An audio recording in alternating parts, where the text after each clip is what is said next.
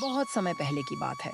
उत्तर दिशा में फैले घने जंगलों और हरियाली के बीच बसा हुआ एक छोटा सा गांव था, शिवपुर। शिवपुर देखने में जितना सुंदर था, वहां रहने वालों की जिंदगी उतनी ही कठिन थी। इसी गांव के एक सिरे पर एक छोटा सा मिट्टी का घर था, जिसके आंगन में एक नीम का पेड़ खड़ा था। उसी घर में रहता था मोहन। मोहन के साथ उसकी पत्नी गीता, बेटा राजू और बेटी पिंकी रहते थे। गरीबी थी, लेकिन घर में प्यार की कोई कमी नहीं थी। अभी सूरज पूरी तरह निकला भी नहीं था कि मोहन की आंख खुल गई। मुर्गे की बांग और जंगल की ठंडी हवा ने उसे जगा दिया। मोहन उठकर बाहर आया। उसने नीम के पेड़ के नीचे बैठकर जूते पहने और कुल्हाड़ी को कपड़े से साफ करने लगा। उसी वक्त अंदर से गीता की आवाज आई। इतनी जल्दी उठ गए? जंगल दूर है गीता, देर हो गई तो सेठ के आदमी ताने मारेंगे। गीता चूल्हे पर रोटी सेंक रही थी। उसके चेहरे पर चिंता साफ झलक रही थी। मोहन, आज बच्चों को स्कूल भेजना है और फीस। फिर से फीस की बात? मैं क्या करूं? राजू और पिंकी दोनों कह रहे थे। मास्टर जी ने साफ कह दिया है, अगर इस हफ्ते फीस नहीं आई तो बच्चों को क्लास में बैठने नहीं देंगे। आज पगार का दिन है, देखता हूँ, सेठ जी से बात करूंगा। बात? आपने पहले भी कितनी बार बात की है, हर बार वही बहाना। कभी बाजार मंदा है, कभी लकड़ी नहीं बिकी, कभी उधार का हिसाब। मोहन चुप रहा। वह जानता था कि गीता गलत नहीं कह रही। मोहन कुल्हाड़ी कंधे पर डालकर निकल पड़ा। रास्ते में उसे बाकी लकड़हारे मिले, कल्लू, नत्थू, भूरा और रघु। सभी के चेहरे एक जैसे थे, थके हुए, चिंतित और खामोश। कुछ दूर चलते ही कल्लू बोला, भाइयों, आज पगार का दिन है। देखना, सेठ भवानीलाल कोई न कोई नया खेल करेगा। खेल तो रोज करता है। पिछली बार तो बोला तुमने कुल्हाड़ी ठीक से नहीं चलाई, इसलिए मजदूरी काट ली। मेरी बीवी बीमार थी, 2 दिन छुट्टी ली, सेठ ने आधी पगार काट ली। मोहन, तू तो बड़ा शरीफ है, सेठ से कुछ कहता क्यों नहीं? कहता हूं, लेकिन वो सुनता कहां है। सब हंस पड़े, लेकिन हंसी में खुशी नहीं थी। जंगल के बीचों बीच सेठ भवानीलाल का गोदाम था। ऊंची दीवारें, लोहे का फाटक और अंदर लकड़ियों के ढेर। सेठ भवानीलाल मोटा ताजा आदमी था। सोने की अंगूठियां, मोटी मूंछें और आंखों में चालाकी। वह कुर्सी पर बैठा हिसाब लिख रहा था। लकड़हारे दिन भर काम करते रहे। कुल्हाड़ी की आवाज, पसीने की बूंदें और टूटती कमर। शाम को सब सेठ के पास पहुंचे। सेठ जी, महीना पूरा हो गया है, आज पगार मिल जाएगी? सेठ ने बिना सिर उठाए कहा। अब भी नहीं। सब चौंक पड़े। क्यों सेठ जी? लकड़ी अभी बिकी नहीं है, 2-4 दिन में दे दूंगा। सेठ जी, हमारे घर में चूल्हा जलना मुश्किल हो रहा है। मैंने कहा ना, पैसे नहीं है, ज्यादा बोलोगे तो काम से निकाल दूंगा। सभी चुप हो गए। रात को मोहन घर पहुंचा। कितने पैसे मिले? कुछ नहीं। कुछ नहीं? तो बच्चों की फीस? सेठ ने 2 दिन का समय मांगा है। गीता की आंखों में आंसू आ गए। मोहन, कब तक? बच्चों का भविष्य ऐसे कैसे चलेगा? मोहन के पास कोई जवाब नहीं था। 2 दिन बाद फिर सब लकड़हारे सेठ के पास पहुंचे। सेठ ने पैसे बांटने शुरू किए। ये लो 2000।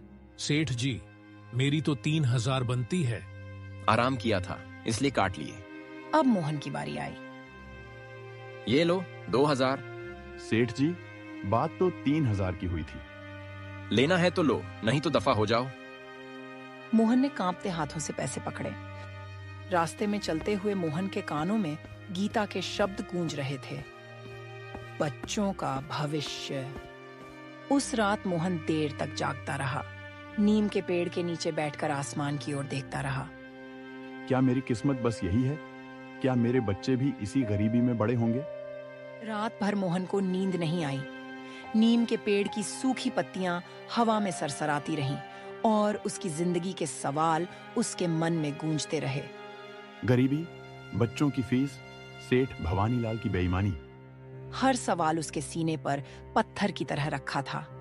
सुबह होने से पहले ही मोहन उठ बैठा। गीता चूल्हे के पास बैठी थी।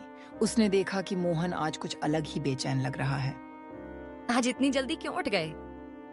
गीता, मैं आज सेठ के यहाँ काम पर नहीं जाऊंगा। तो फिर क्या करेंगे? आज पूरे गांव में आसपास के इलाकों में काम ढूंढूंगा। कुछ भी मिलेगा, मजदूरी, दुकान, खेत, बस ईमानदारी की रोटी चाहिए। भगवान आपका भला करे। मैं बच्चों को संभाल लूंगी। मोहन ने कुल्हाड़ी घर पर ही छोड़ दी। आज वह लकड़हारा नहीं बल्कि एक मजदूर बनकर निकला था।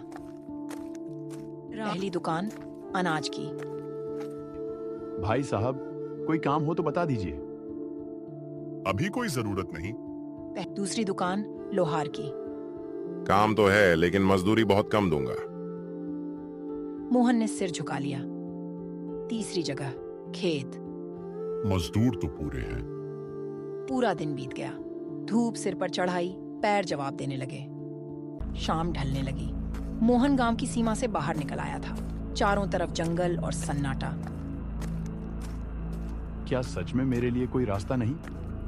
उसी वक्त उसे दूर से एक अजीब सी आवाज सुनाई दी। ठप ठप ठप। धरती कांपने लगी। मोहन ने पीछे मुड़कर देखा। काले रंग की कई भैंसें पागलों की तरह उसकी ओर दौड़ रही थीं। हे भगवान!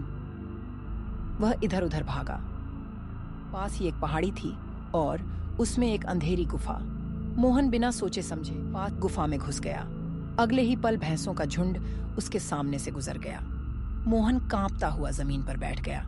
कुछ देर बाद जब सब शांत हुआ तब मोहन उठा। गुफा के अंदर हल्की नीली रोशनी थी। दीवारों पर अजीब आकृतियां बनी थीं, जैसे किसी ने वर्षों पहले कुछ लिखने की कोशिश की हो। तभी उसकी नजर एक पुरानी टोकरी पर पड़ी। बांस की बनी हुई लेकिन बिल्कुल नई सी लग रही थी। यहाँ कौन रह सकता है? वह आगे बढ़ा और जैसे ही टोकरी को छूने लगा, रुक जाओ। मोहन पीछे उछल पड़ा। गुफा में ठंडी हवा चलने लगी। धीरे धीरे धुएं से एक आकृति बनने लगी। एक विशाल तेजस्वी यक्ष प्रकट हुआ। उसकी आंखें चमक रही थीं, आवाज गहरी और भारी। कौन हो तुम? मैं शिवपुर का रहने वाला हूँ। भैंसों से बचने के लिए यहाँ आया। तुम डरते क्यों हो? तुम्हारा मन शुद्ध है। मोहन हैरान रह गया। आप कौन हैं? मैं इस गुफा का रक्षक हूँ। यह गुफा मेरे पूर्वजों की है। यहाँ वही प्रवेश कर सकता है जिसका मन लालच से मुक्त हो। यक्ष ने मोहन की ओर देखा।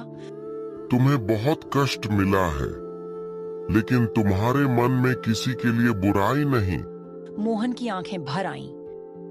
मैं बस अपने बच्चों का भविष्य चाहता हूँ। यक्ष मुस्कुराया। ये टोकरी साधारण नहीं है। ये इच्छाओं की परीक्षा लेती है। इच्छाओं की परीक्षा? इसमें जो वस्तु एक बार रखी जाएगी वही वस्तु बार बार बढ़ेगी, लेकिन लालच किया तो सब नष्ट हो जाएगा। मैं लालच नहीं करूंगा। यक्ष ने टोकरी मोहन की ओर बढ़ा दी। अब यह तुम्हारी है। याद रखना, ये तुम्हें ऊपर भी उठा सकती है और नीचे भी गिरा सकती है। इतना कहकर यक्ष अदृश्य हो गया। गुफा में फिर सन्नाटा छा गया। मोहन टोकरी उठाकर बाहर आया। आसमान में तारे चमक रहे थे। उसके मन में डर भी था और उम्मीद भी। अब जो भी करूं, सोच समझकर करना होगा। वह तेज कदमों से घर की ओर बढ़ चला। शिवपुर की गलियों में रात गहरी हो चुकी थी। मोहन के हाथ में एक टोकरी थी, लेकिन असल में उसके हाथ में अपनी किस्मत की चाबी थी। रात काफी बीत चुकी थी। शिवपुर की गलियां सुनसान थीं। कभी कभी किसी कुत्ते के भौंकने की आवाज या दूर कहीं उल्लू की हूंट सुनाई दे जाती। मोहन तेज कदमों से अपने घर की ओर बढ़ रहा था। उसके हाथ में वह टोकरी थी, लेकिन उसका मन सवालों से भरा हुआ था। क्या सच में ये सब हुआ, या मैं थकान में कोई सपना देख रहा हूं? लेकिन टोकरी का वजन, उसकी ठंडक, सब कुछ असली लग रहा था। जैसे ही मोहन घर के पास पहुंचा, उसने देखा कि आंगन में दिया जल रहा है। गीता जाग रही थी। इतनी देर क्यों हो गई? मैं तो डर ही गई थी। मोहन ने बिना कुछ बोले टोकरी जमीन पर रख दी। ये क्या है? गीता, आज जो हुआ वो सुनोगी तो शायद यकीन न करो। गीता ने बच्चों को अंदर सुलाया और खुद मोहन के पास आकर बैठ गई। मोहन ने उसे सब कुछ बता दिया। काम की तलाश, भैंसों का झुंड, गुफा, यक्ष और जादुई टोकरी। गीता बीच बीच में चुप रहती, कभी आंखें फैल जाती, कभी माथे पर शिकन पड़ जाती। आप मजाक तो नहीं कर रहे? काश मजाक होता, लेकिन ये सच है। गीता टोकरी को घूरती रही। अगर ये सच है तो ये बहुत बड़ी जिम्मेदारी है। जरा सी गलती और सब खत्म। यक्ष ने कहा था, लालच नहीं करना। तो सबसे पहले क्या डालेंगे इसमें? मोहन चुप हो गया। रात भर दोनों जागते रहे। कभी गीता बोलती, पैसे डाल दें? नहीं, लालच यहीं से शुरू होगा।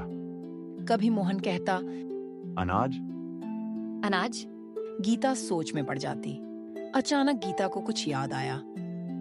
मोहन, आपको याद है पिछले साल आप जंगल से एक चंदन की लकड़ी लाए थे? मोहन की आंखों में चमक आ गई। हाँ, वो मैंने इसलिए संभाल कर रखी थी कि शायद कभी काम आए। चंदन पवित्र होता है, लालच की चीज नहीं। मोहन ने सिर हिलाया। गीता संदूक से वह चंदन की लकड़ी लेकर आई। दोनों के हाथ कांप रहे थे। अगर कुछ गलत हुआ तो भी हम साथ झेलेंगे। गीता ने लकड़ी टोकरी में रख दी। एक पल के लिए सब शांत। फिर टोकरी से हल्की रोशनी निकली। धीरे धीरे, 1 नहीं, 2 नहीं, 10 नहीं, कई चंदन की लकड़ियां बाहर आने लगी। गीता की चीख निकल गई। हे भगवान! मोहन की आंखों से आंसू बहने लगे। ये सच है? सुबह होते ही गांव में खबर फैल गई। मोहन के पास चंदन है।